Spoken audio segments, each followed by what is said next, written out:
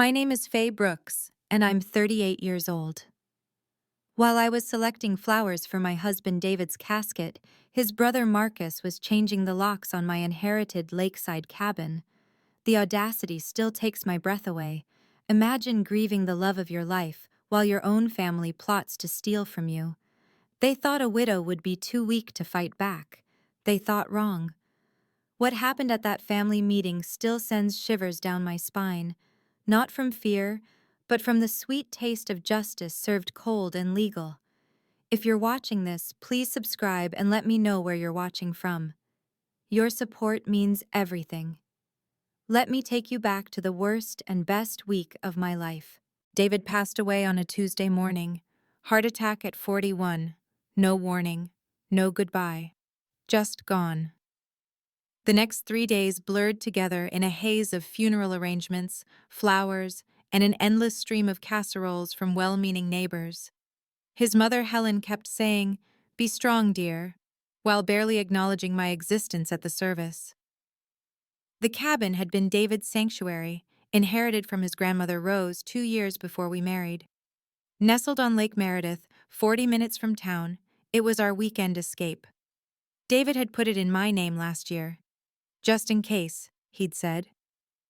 Thank God for his foresight. Marcus showed up at the funeral in a new suit, which was odd since he'd been crying poverty for months. He hugged me too long, whispered, "We'll take care of everything." Something in his tone made my skin crawl. The morning after the burial, my phone buzzed. Janet, our neighbor at the lake, texted, "Someone's at your cabin. Truck's been here since dawn. Everything okay?" My hands shook as I called her back.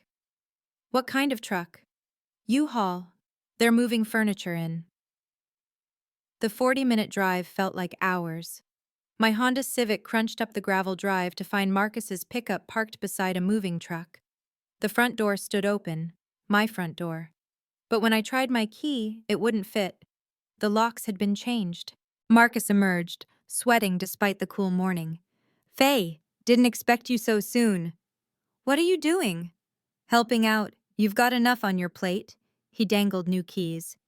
"Got you better locks. The old ones were ancient." "You changed my locks? Without asking?" "Family helps family."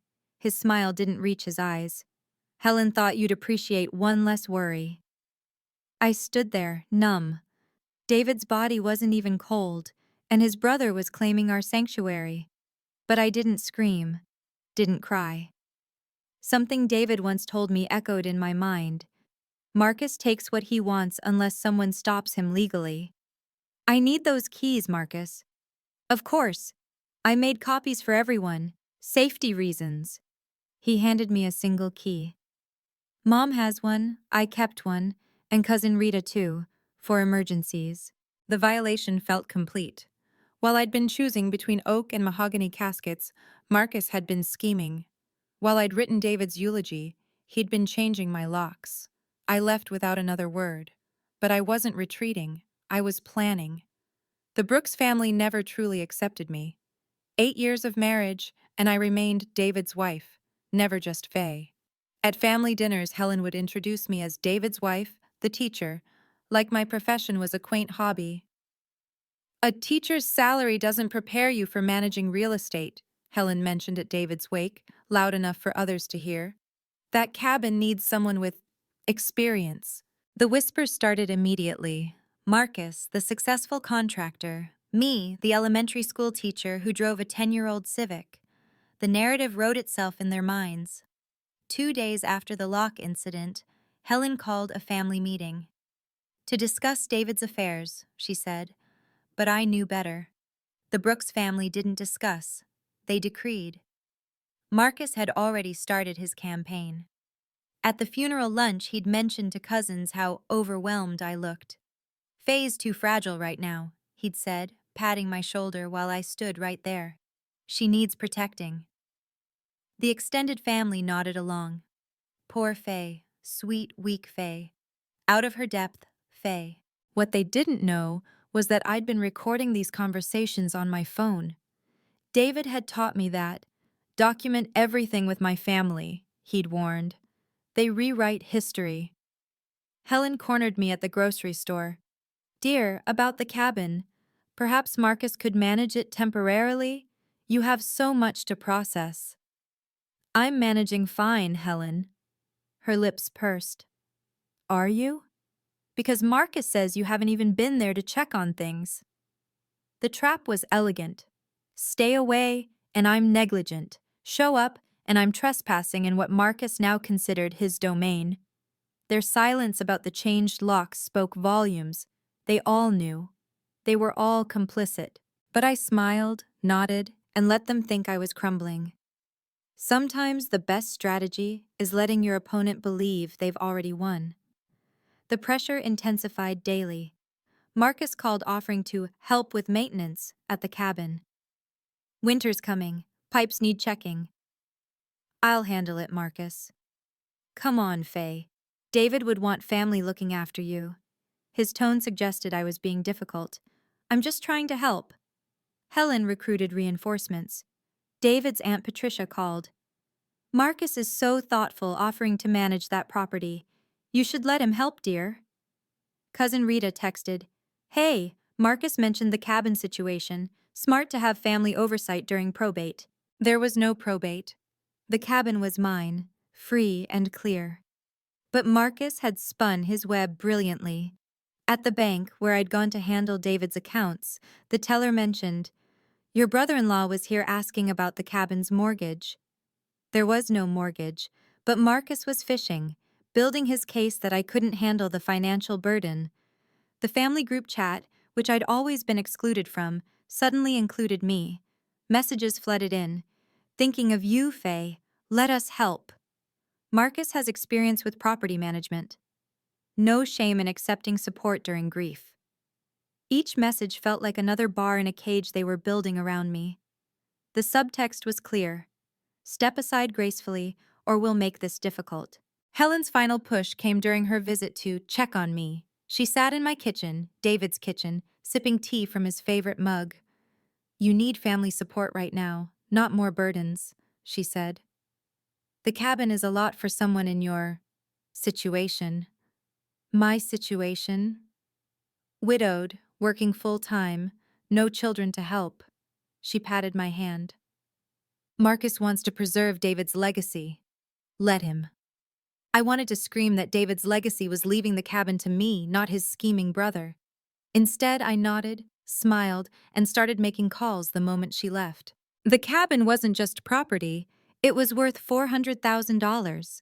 Lake Meredith had become prime real estate, and our modest inheritance had quintupled in value over 5 years. Marcus knew exactly what he was trying to steal. But beyond money, it held everything David and I had built together. His handmade bookshelf, our anniversary wine collection, the dock where he'd proposed. Marcus had already contaminated it with his presence, his furniture, his claim. The family meeting was set for Saturday. Helen insisted everyone attend. 15 relatives who'd barely spoken to me at David's funeral would now decide my fate. Marcus had been busy, I learned. He'd told them all I'd agreed to a temporary arrangement. Faye understands, he'd assured them. She's grateful for the help. Janet from the lake called again. That brother-in-law's been here every day. Changed the mailbox name to Brooks Family Cabin. Is that what you wanted? My silence had been interpreted as consent. Marcus was creating facts on the ground, possession being 9/10 of the law, as he loved to say. He'd even updated his Facebook, renovating the family cabin, healing through hard work. Friends messaged me. How generous of you to share David's cabin with his family during this difficult time. I'd lost my husband, and now they were erasing me from our life together. The cabin would become the Brooks family retreat, with me as an afterthought, a guest in my own property. Helen called Friday night. Tomorrow's meeting is really just a formality, dear. Marcus has everything arranged. I'm sure he does, I replied. She missed my tone entirely. Possession is 9/10 of the law, right? She actually laughed. Marcus always was the practical one. That night, I organized my documents and made one crucial phone call. They wanted to talk about possession? Fine, let's talk about the law. Marcus posted photos from the cabin on Instagram. Sunset from the deck. Blessed to carry on family traditions. 200 likes. Comments poured in about his dedication to preserving David's memory. My coworker showed me at lunch. Your brother-in-law seems sweet, maintaining David's place like that. It's my place, actually. Her face reddened. Oh, I just assumed, since he's there. That was the genius of Marcus's strategy. Create a new reality through social media and people accept it as truth. He'd hosted a barbecue there last weekend. I saw the photos. Helen featured prominently, raising a toast to family unity in difficult times. My supposed generosity became town gossip. At the pharmacy, David's former colleague mentioned, "Heard you're sharing the cabin with Marcus.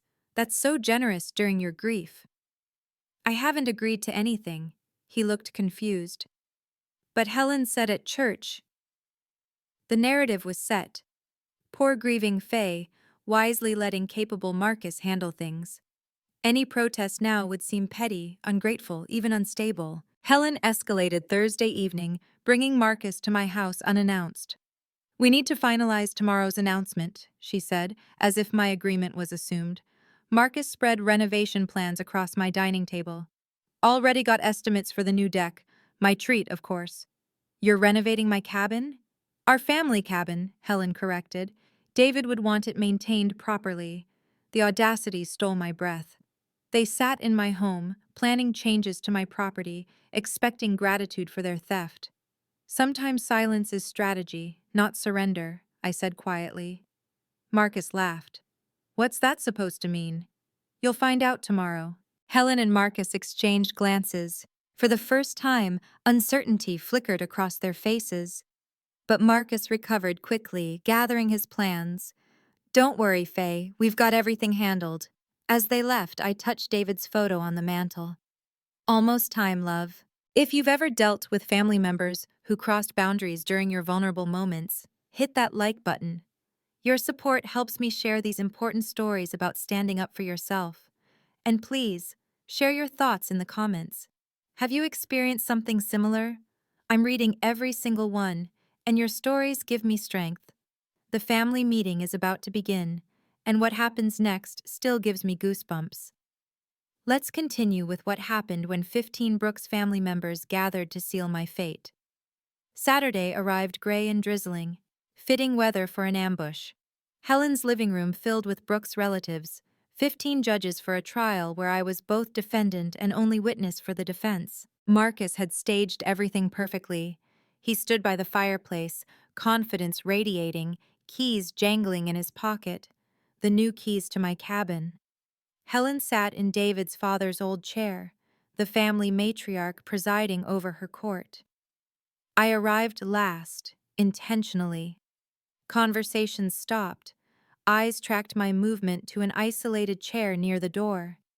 In my hands, a leather portfolio, David's, actually, the one he used for important meetings.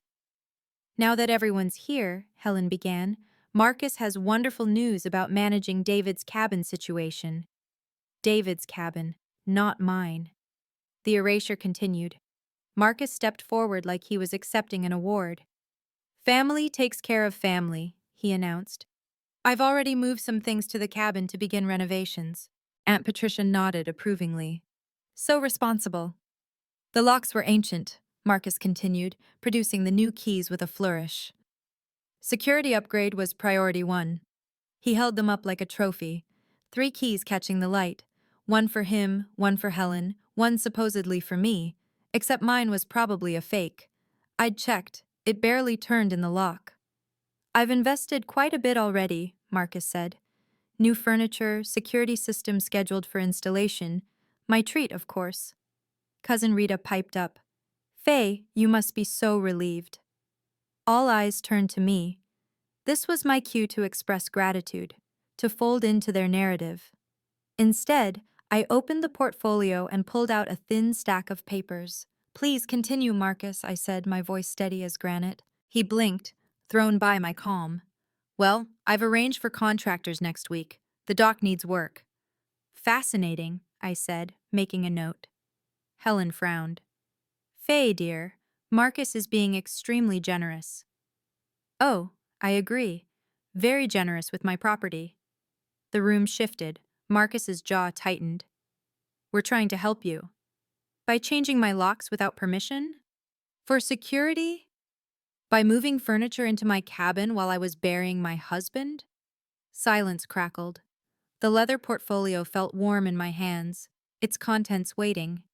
But not yet. Let them dig deeper. Marcus recovered his composure quickly. Faye's obviously still emotional. Understandable, given everything. The dismissal was surgical. Acknowledged my grief while invalidating my concerns. Several relatives nodded sympathetically. Poor emotional Faye. I've already scheduled contractors, Marcus pressed on. Deposits paid. Would be a shame to waste that money. Whose money? I asked. Does it matter? It's a win-win situation. His smile could have sold ice to Eskimos. You get a renovated cabin, I get satisfaction from helping. Helen intervened. Marcus is sacrificing his time and resources, Faye. Show some appreciation.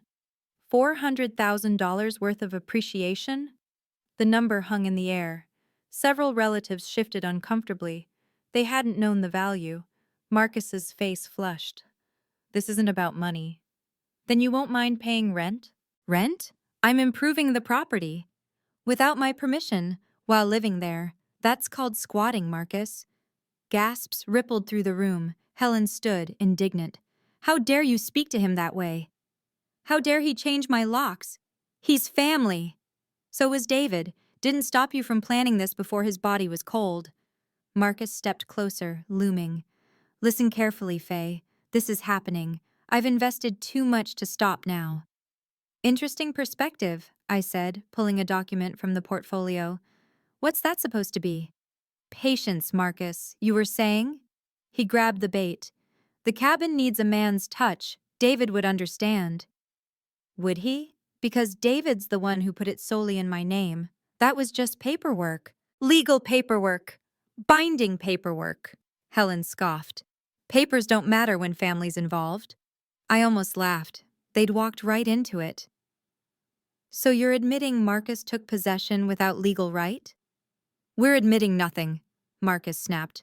Possession is 9/10 of the law. You keep saying that. I stood, matching his energy. Let's talk about the other 10th. My phone buzzed. Perfect timing. I glanced at the screen and smiled. Expecting someone? Marcus asked, sarcasm dripping.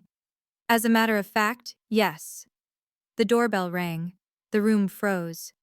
Helen looked between me and the door. Who did you invite to my home? Someone who understands the whole law, not just 9/10. Marcus's confidence finally cracked. Faye, what did you do? Exactly what David would have wanted. I protected what's mine. Should I answer that? Helen asked, her voice uncertain now. Please do, I said. It's important. She moved toward the door slowly, like approaching a trap. Marcus's eyes never left mine. The relatives whispered among themselves, the mood shifting from certainty to confusion. Marcus, I said conversationally, you mentioned deposits to contractors. Which company? Brennan Construction. Why? Just curious about your permitting process. His face paled slightly. Permits? For renovations on property you don't own. I'm sure you filed the proper paperwork. I don't need. Legal procedures can be educational, I said, echoing something David used to say about his brother's shortcuts. Helen returned, her face tight. There's a woman. Says she's here for Faye. Send her in, I said. Sarah Mitchell entered like she owned the room, which, in a way, she did. Navy suit, briefcase, and an expression that could freeze hellfire. David's estate lawyer, though I hadn't mentioned that yet. Mrs. Brooks, she nodded to me, then surveyed the room. Quite a gathering, Marcus found his voice. Who are you? Someone who should have been consulted before you changed those locks. Sarah set her briefcase on Helen's coffee table with deliberate precision. This is a family meeting, Helen protested, about property theft. That makes it my business. The word theft detonated in the room. Cousins exchanged alarmed glances. Aunt Patricia clutched her purse. My phone buzzed again. Another perfectly timed message. I showed it to Sarah, who nodded. Mrs. Brooks, should we proceed with the documentation? Not yet, I said. Marcus was explaining his renovations. Please, Marcus, continue. He stood frozen, keys still in his hand. The trophies of his conquest now felt like evidence. Nothing to add? I asked. You were so eloquent a moment ago. Marcus rallied, puffing his chest out. I don't know who you are, lady, but this is family business. Sarah smiled. All teeth, no warmth. Property law doesn't recognize family business as a legal category. The cabin belongs to the Brooks family, Helen insisted. According to what document? Sarah asked. David was a Brooks. Was, past tense. His widow is very much present tense. Marcus's confidence returned in a surge of bravado. Look, I've already invested thousands. New furniture, security system on order, contractors lined up. How industrious, Sarah said. All without permission or permits. I don't need... You need both, actually. Sarah opened her briefcase with theatrical precision. Mrs. Brooks, shall we review the timeline? I pulled out my phone. Marcus posted about renovating the family cabin 6 days ago. David died 10 days ago. Gasps from the relatives. The math was damning. He was grieving, Helen defended. We all were. Grief manifests strangely, I agreed. Some people cry. Marcus apparently goes furniture shopping. Marcus's face went crimson. You're twisting everything. Am I? You changed my locks while I was at David's funeral. That's not grief, Marcus. That's opportunism. I was helping. You were helping yourself to my property. Sarah pulled out a thick document, the official seal visible. This might clarify things. Marcus eyed it like a cobra. What is that? Patience, I said, savoring his own word. You haven't finished explaining your vision for my cabin, he sputtered. Our family cabin. Keep saying that, Sarah advised. The court reporter will find it fascinating. Court reporter? Helen's voice cracked. The doorbell rang again. This time no one moved. They all stared at me, finally understanding they'd walked into something much bigger than a family meeting. Should someone get that? I asked innocently. Marcus's bravado transformed into desperation. You're being ridiculous, Faye. You can't manage that property alone. Because I'm just a teacher? Because you're... He gestured vaguely. Overwhelmed. Too weak, I suggested. Too feminine? Too poor? I didn't say. You've said it for weeks, to everyone, that I'm too fragile, too emotional, too incompetent to handle my own property. Helen jumped in. Marcus has experience. He's a contractor. Who's operating without permits, insurance, or ownership? Sarah noted. Details, Marcus exploded. I'm trying to preserve David's legacy. David's legacy? I stood, matching his volume for the first time. David's legacy was ensuring I'd be protected from exactly this. The doorbell rang again, insistent now. For God's sake, someone answer that, Aunt Patricia said. Rita scurried to the door. We heard muffled voices, then she returned, face pale. There are police officers. They're asking for Marcus. The room erupted. Cousins stood, voices overlapping. Helen grabbed Marcus's arm. What did you do? She hissed at me. I protected my property, I said. Let them in, Rita. Don't you dare, Marcus shouted. But Rita, terrified of being seen as uncooperative with police, had already opened the door. Officer Daniel Torres entered, flanked by 2 deputies. His presence filled the room with immediate authority. The relatives pressed against walls, creating space. Marcus Brooks? Torres asked. Marcus straightened, trying to project innocence. Yes? We need to discuss a breaking and entering complaint. That's insane! It's my family's cabin. Face reality, Marcus, I said, throwing his words back. It's my cabin, only mine. Torres looked at me. Mrs. Brooks? You filed the complaint? This morning, after Mr. Brooks admitted to changing my locks without permission, in front of 15 witnesses. Every face in the room turned toward Marcus. The witnesses he'd gathered to cement his claim had become witnesses to his confession. This is entrapment, Marcus sputtered. This is accountability, Sarah corrected. Mrs. Brooks, the documentation? I handed Torres the deed, the will, the certificate of title, all clearly showing sole ownership. Faye Brooks. Not the Brooks family, not Marcus, just me. Helen sank into her chair. David wouldn't want this. David predicted this, I said. Why do you think he put everything in my name? Marcus's composure shattered completely. You set me up. You set yourself up, I replied. I just documented it. He stepped toward me aggressively. Torres moved between us. Sir, step back. She's destroying our family, Marcus shouted. You destroyed our family when you tried to steal from David's widow, I said. Helen stood, shaking. Faye, please. We can work this out privately. Like you worked out changing my locks privately? Like you worked out moving furniture privately? Like you worked out telling everyone I'd agreed to something I never agreed to? That was a misunderstanding. That was a conspiracy. Sarah pulled out another document. I have sworn statements from neighbors who witnessed the U-Haul, the lock changes, and Mr. Brooks claiming ownership. Marcus lunged for the papers. Torres caught his arm. Sir, you need to calm down. This is my family's property.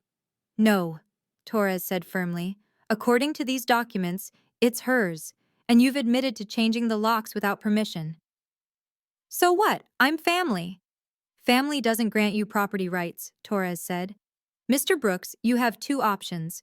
Leave the property voluntarily within 24 hours, or we arrest you now for criminal trespass. The room went silent. Even the clock seemed to stop ticking. You can't be serious, Marcus whispered. Dead serious, Torres replied. What's it going to be? Helen grabbed Marcus's arm. Son, please, don't make this worse. Worse? Marcus laughed bitterly. She's stealing everything. I'm keeping what's mine, I corrected. There's a difference. This discussion is over, Marcus snarled. Yes, Torres agreed. It is. Your decision, Mr. Brooks? Voluntary compliance or arrest? Marcus looked around the room, at his mother's horrified face, at relatives backing away, at Sarah's satisfied expression, at the officers waiting. Finally, his eyes met mine. You planned this whole thing. I planned to grieve my husband in peace. You planned a theft. Guess which plan the law supports? His shoulders sagged. The fight drained out of him like air from a punctured tire. 24 hours? 24 hours, Torres confirmed. Every item you brought, gone. Locks changed back or new keys provided to Mrs. Brooks immediately. Officer, arrest this man for trespassing, I said clearly. Everyone froze. Wait, Marcus gasped. I'll comply. I'll leave. Can you believe Marcus's audacity? If this story resonates with you, please subscribe and ring the notification bell so you don't miss what happens next. Family conflicts over inheritance are more common than you think. I see your comments about similar experiences, and my heart goes out to each of you. Share this video with someone who needs to hear about setting firm boundaries. The police are still here, and what happens next shows exactly why documentation matters. Now, let's see how the law handles this situation when Marcus finally faces real consequences. Torres studied me for a moment. Then Marcus. Mrs. Brooks has every right to press charges. Please, Helen begged. He's made mistakes, but he's grieving his brother. Grief doesn't excuse theft, Sarah interjected. She pulled out more papers from her briefcase. This is the will, properly witnessed and notarized. This is the deed transfer, completed 13 months ago. This is the property tax record showing Mrs. Brooks as sole owner. She laid each document out on Helen's coffee table, like playing cards in a winning hand. And this, she produced a final paper with flourish, is the police report Mrs. Brooks filed this morning, documenting the unauthorized entry and lock changes. Torres examined each document. Mr. Brooks, Did you change the locks on this property? Marcus's mouth opened and closed like a fish. 15 relatives leaned forward, waiting. I was securing the property. That's a yes? Torres pressed. Yes, but did you have Mrs. Brooks' permission? The trap was elegant. Lie to police or admit to the crime. Marcus looked desperately at his mother. Marcus? Helen whispered. Tell the truth. His shoulders slumped. No, I didn't have permission. We have our answer, Torres said. He turned to me. Mrs. Brooks, given Mr. Brooks's admission and agreement to vacate, are you willing to forgo immediate arrest if he complies with a restraining order? Sarah leaned in. My client is prepared to be reasonable if Mr. Brooks acknowledges in writing that he has no claim to the property and will cease all contact regarding it. That's extortion, Marcus exploded. That's generous, Torres corrected. Criminal trespass carries jail time. The relatives began murmuring. The scandal of Marcus being arrested would ripple through their social circles for years. Aunt Patricia spoke up. Marcus, take the deal. You're siding with her? He looked betrayed. I'm siding with the law, Patricia replied. You changed her locks, Marcus. What did you expect? One by one, the relatives began nodding. The tide had turned. Their fantasy of the family cabin dissolved against the reality of legal documents and police presence. I filed it this morning, I said quietly. After you posted about your barbecue at my cabin, after you told everyone I'd agreed to something I never agreed to, after you made me a stranger to my own property. Helen's face crumpled. Faye, David wouldn't... David? David left me a letter, I interrupted, pulling it from the portfolio. Would you like me to read what he said about Marcus? About why he put everything in my name? Marcus went white. He wrote about me? He wrote about protecting me. From this. From you. The silence stretched until Torres cleared his throat. Mr. Brooks, I need an answer. Comply with the restraining order or face arrest. Sarah stepped forward with a prepared document. This constitutes criminal trespass, breaking and entering, and attempted theft of property valued at $400,000. The number hit the relatives like cold water. Several gasped. That wasn't a family squabble amount. That was felony territory. Furthermore, Sarah continued, changing locks without authorization is considered an illegal eviction under state law, even though Mrs. Brooks wasn't residing there full-time. But I'm family. Marcus's refrain sounded weaker each time. Family members commit 30% of property crimes, Torres noted. Being related doesn't grant immunity. Sarah produced another document. Mr. Brooks, you have 24 hours to vacate completely. Every item you brought must be removed. Original keys returned or new locks installed at your expense, with keys provided immediately to Mrs. Brooks. This is insane, Marcus muttered. This is criminal, Sarah corrected. What's insane is thinking you could steal a widow's inheritance while she was burying her husband. Helen stood shakily. There must be a misunderstanding. Marcus was trying to help. Help himself to my property, I said. Helen, he changed my locks during David's funeral. During the funeral. The relatives shifted uncomfortably. Even those who'd supported Marcus couldn't defend that timing. I need all the keys, Marcus, I said. Now. He clutched them reflexively. I paid for these locks. Then you can take them with you when you restore my original locks, Torres suggested, or leave them and consider it a donation. Marcus looked around the room for support, found none. Even Helen had sunk back into her chair, defeated. Slowly, like it physically pained him, Marcus removed the keys from his pocket. 3 keys on a new ring. He held them out, but when I reached for them, he pulled back. You're making a huge mistake. You can't manage that property alone. Watch me, I said, holding out my hand steadily. He slapped the keys into my palm with unnecessary force. Torres stepped closer.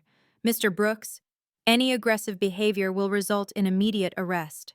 I want it on record, I said clearly, that Marcus admitted to changing my locks without permission in front of 15 witnesses and 3 law enforcement officers. Sarah was already writing. Noted and documented.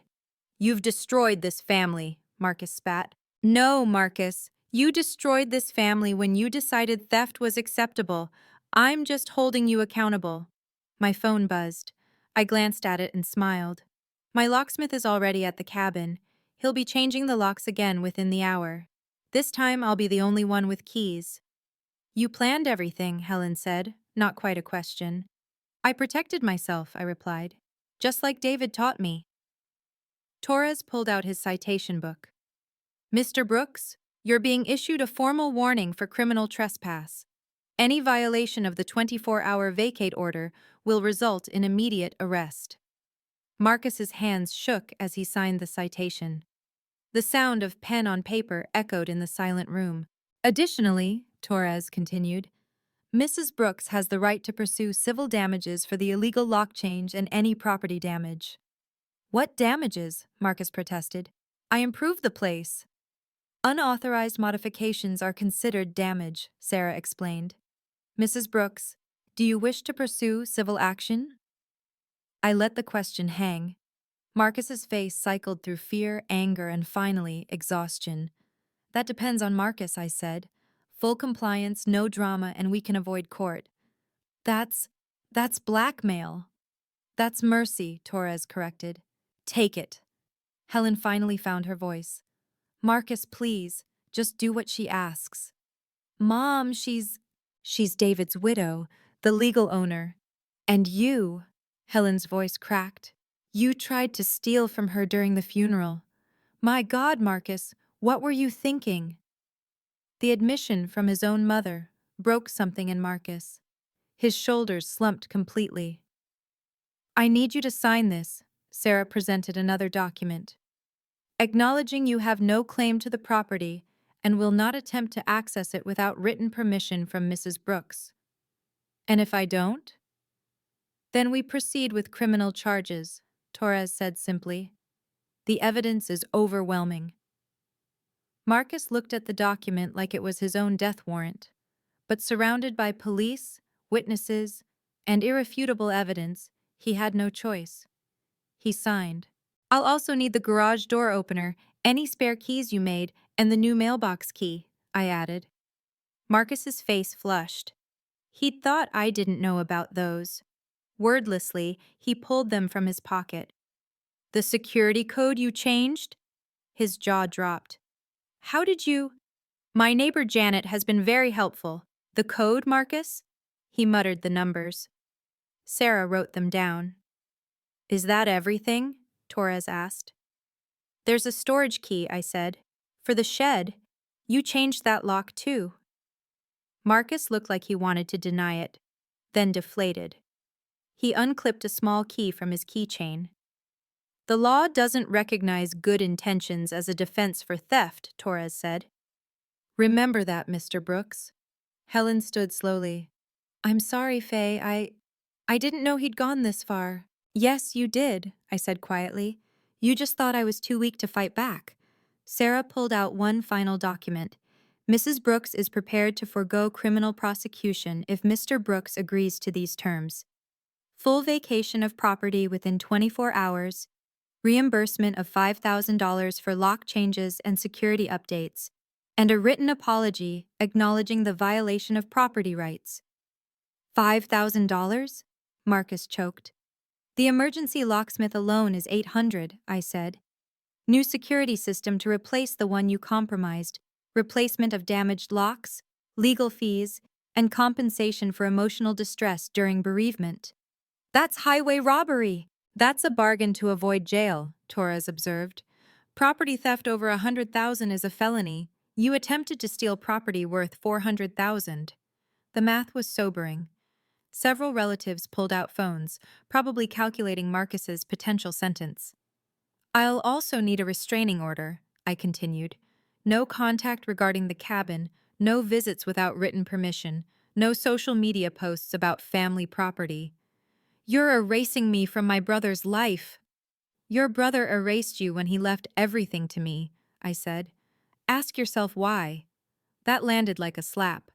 Marcus looked to his mother for support, but Helen was staring at the floor. Do we have an agreement? Sarah asked. I can't afford 5,000. You afforded new furniture for my cabin, you afforded contractors, you can afford to make this right. Or you can afford a criminal defense lawyer, Torres added. Your choice. The room held its breath. Marcus looked trapped, cornered by his own actions and the consequences he never expected. If I agree to all this, then you walk out of here free, with a chance to rebuild your reputation, I said. I choose peace, but with clear boundaries. Some choice, he muttered. The same choice you gave me when you changed my locks, I replied. Except I'm offering you an exit. You offered me theft. Sarah held out the pen. Mr. Brooks? Marcus stared at the agreement. $5,000. Restraining order. Acknowledgement of guilt. His hand shook as he reached for the pen. This is extortion, he said one more time. This is consequence, Helen said quietly. Sign it, Marcus, before Faye changes her mind. The scratch of pen on paper filled the room. Marcus signed his name with the defeated air of a man signing his own confession, which, in a way, he was. Witnessed and notarized, Sarah said, as her assistant stepped forward with a notary seal. Legally binding. The aftermath was swift and brutal. Marcus's bravado evaporated completely, leaving him looking smaller, older, defeated. The relatives who'd supported him now avoided eye contact, already distancing themselves from the scandal. 24 hours starts now, Torres reminded him. I'll be checking the property tomorrow at noon. Marcus nodded mutely. His grand plan to claim the cabin had become a countdown to humiliation. Aunt Patricia approached me. Faye, I'm sorry. We should have stopped this. You saw. You all saw. You just chose to believe I was too weak to fight back. She flinched, but didn't deny it. One by one, the relatives filed out, murmuring awkward goodbyes. The family meeting that was supposed to cement Marcus's claim had become his public undoing. Helen remained in her chair, looking every one of her 65 years. I failed David, she said quietly. David knew this would happen, I replied. That's why he protected me legally. He knew his family's priorities. We're your family, too. No, Helen. Family doesn't steal from widows. Family doesn't change locks during funerals. Family doesn't require police intervention. She had no response to that. Marcus stood by the door, car keys in hand. The money will take time. You have 1 week, Sarah said. The agreement is clear. And my things at the cabin? 24 hours, Torres repeated. Not 25, not 24 and a half. 24. Marcus left without another word. Through the window, we watched him drive away, his truck somehow smaller than when he'd arrived. Respect isn't inherited, it's earned, I said to the empty room, and it can be lost even faster. Helen nodded slowly, finally understanding what her younger son had always known, that family bonds don't excuse family betrayal. Marcus cleared out in 19 hours. Janet called with updates. U-Haul arrived at dawn, Marcus working frantically, throwing furniture into the truck like a man fleeing a crime scene. Which technically he was. The money transferred in 6 days. $5,000 appearing in my account with a terse memo. Per agreement. No apology beyond the forced written one Sarah had filed. I changed every lock, installed cameras, and upgraded the security system. The cabin became a fortress, but more importantly, it became mine again. Truly, completely mine. The social consequences rippled through town. Marcus's contracting business suffered when word spread. Who wants to hire someone who steals from widows? 3 clients canceled within a month. Helen called once, asking if I'd consider letting Marcus visit the cabin for David's memory. David's memory lives in me, I told her, not in Marcus's crimes. She never called again. The restraining order was official, filed with the county. Marcus couldn't come within 500 feet of the property. The man who'd proclaimed possession as 9/10 of the law now possessed nothing but regret. A month later, I found something while cleaning the cabin. Hidden in the shed Marcus had broken into, David had left a note, dated a year before his death. If you're reading this in the shed, it means Marcus tried something. I knew he would. That's why everything is in your name, my love. Not because you're weak, but because you're strong enough to use the law instead of anger. Make him face consequences. Love, David. He'd known. He'd prepared me. Even in death, David was still protecting me. David always said, "Hope for the best, prepare for the worst," I whispered to his photo on the mantel. Thank you for preparing me, love. 6 months later, I sit on the cabin's dock, watching sunset paint Lake Meredith gold. The water is calm, peaceful, everything Marcus's invasion wasn't. This place has healed, and so have I. Setting boundaries isn't about anger or revenge. It's about self-respect. Marcus thought my silence was weakness, my grief was vulnerability to exploit. He learned that quiet people aren't weak, we're calculating. The law became my voice when family tried to silence me. Documentation became my strength when they assumed I had none. David knew this would happen and armed me accordingly. I've learned that family who truly love you don't require legal intervention. They don't change locks during funerals or claim your inheritance as their right. Real family respects boundaries without restraining orders. The Brooks family gatherings continue without me. I'm the villain in their story, the greedy widow who chose property over people. Let them. I chose justice over exploitation, boundaries over violation, David's wishes over their entitlement. Marcus still works in town, diminished. We passed once at the grocery store. He turned down another aisle. The man who once loomed over me now can't meet my eyes. Helen sent a Christmas card with no message, just her signature. An acknowledgement of what we both know. Family isn't about blood, it's about behavior. Strength isn't always loud, I tell friends who ask about that terrible week. Sometimes it's knowing your rights and refusing to surrender them. The cabin stands as David intended, my sanctuary, my inheritance, my home. Not the Brooks family cabin, just mine. Protected by law, secured by boundaries, and preserved through courage I didn't know I had until I needed it. Sometimes the greatest victory isn't what you win, but what you refuse to lose. That's my story. How I learned that the law is stronger than family pressure, and documentation beats intimidation every time. David prepared me for a battle I wished I'd never have to fight, but when it came, I was ready. To those watching who face similar violations, you're not alone. Family betrayal cuts deepest because it comes from those who should protect us. But you have rights, regardless of who tries to take them. Setting boundaries isn't cruel, it's necessary. Using the law isn't heartless, it's smart. Protecting your inheritance isn't greedy, it's honoring your loved one's wishes. Marcus wanted the cabin, but more than that, he wanted me powerless. He got neither. The Brooks family wanted submission disguised as unity. They got legal consequences instead. If someone is trying to take what's yours, document everything. Record conversations, file reports, get legal help. Don't let grief make you vulnerable to those who see tragedy as opportunity. David's final gift wasn't just the cabin, it was the knowledge that I could protect it, that I was stronger than anyone believed, including myself. Today, the cabin hosts friends who respect its story, children who play on its dock, and memories that no one can steal. It's not the Brooks family cabin, it's Faye's sanctuary, bought with courage and kept with boundaries. What boundaries have you had to set with family? Have you ever had to choose legal action over keeping the peace? Share your story in the comments below. We're stronger when we stand together. Thank you for listening. Remember, family isn't about blood, it's about respect. And respect isn't given, it's earned, maintained, and sometimes enforced.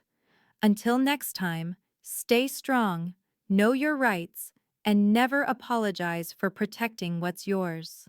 Thank you for listening to my story. If it helped you think about your own boundaries, please give it a thumbs up and share it with someone who might need to hear this. Remember, Standing up for yourself isn't selfish, it's necessary. Subscribe for more real-life stories about dignity, respect, and justice. And please, tell me in the comments, have you ever had to involve law enforcement with family matters? Your stories matter too. Until next time, stay strong and know your worth.